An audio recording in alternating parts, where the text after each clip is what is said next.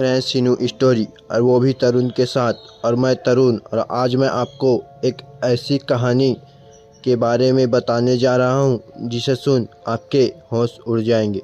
तो दोस्तों, ज़्यादा टाइम न करते हुए चलते हैं हम वीडियो की ओर। तो बात बहुत ही पुरानी है।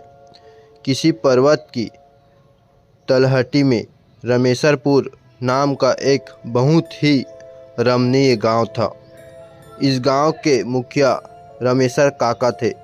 सभी गांववासी रमेशर काका की बहुत ही इज्जत करते थे और उनके विचारों सुझावों को पूरी तरह मानते थे। रमेशर काका का एक ही संतान था, चंदा।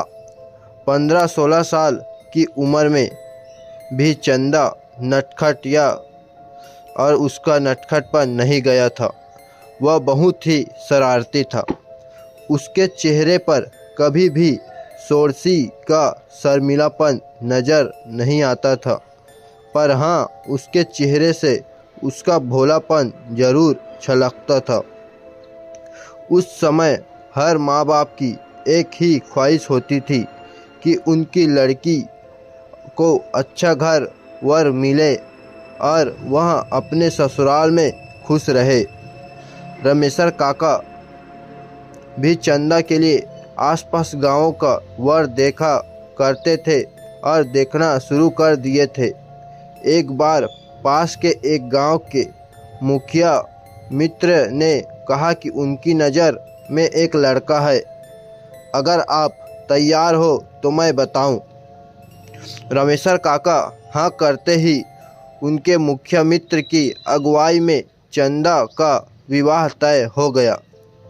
चंदा का पति नंदेसर उस समय कोलकाता में कुछ काम करता था।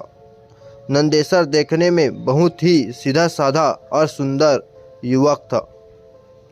वह रमेशर काका को पूरी तरह से भाग गया था। खैर, शादी हुई और रमेशर काका के नम आंखों चंदा को विदा किया।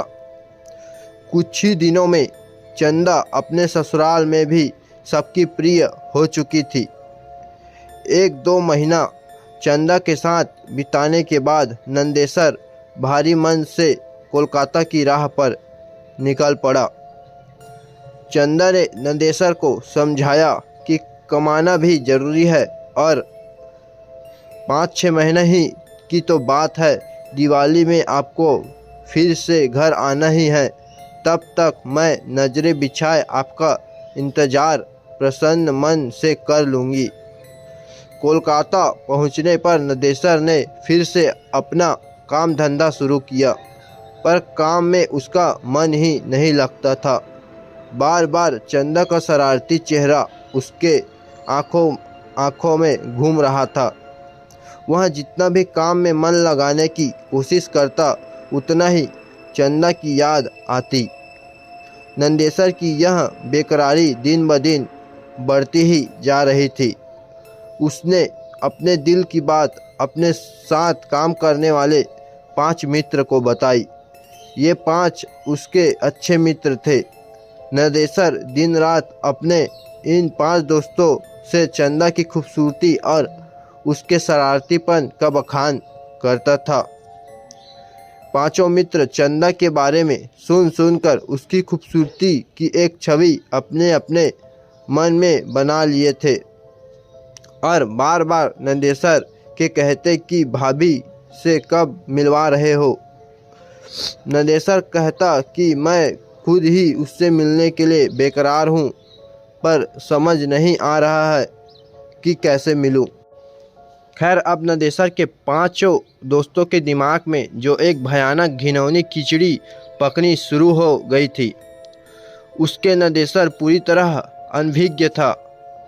उसके 5 दोस्तों ने एक दिन नंदेसर से कहा कि यार, भाभी को यहीं ले आओ, कुछ दिन रहेगी, कोलकाता भी घूम लेगी तो उसको बहुत अच्छा लगेगा, और फिर 1-2 हफ्ते में उसे वापस छोड़ आना। पर नंदेसर अपने बूढ़े माँ बाप को याद कहता है कि नहीं यारो, मैं ऐसा नहीं कर सकता। मेरी अम्मी अब्बू और मेरे बाबू का देखभाल करने गांव में चंदा के अलावा कोई नहीं है। कुछ दिन और बीते, पर ये बीतते दिन नंदेसर की बेकरारी और भी बढ़ते जा रही थी और नंदेसर का काम में एकदम मन नहीं लग रहा था और उसे बस गांव दिखाई दे रहा था। एक दिन रात को नंदेसर के 5 दोस्तों ने नंदेसर से कहा कि चलो हम लोग तुम्हारे गांव चलते हैं। नंदेसर अभी कुछ समझ पाता कह पाता तब तक उनके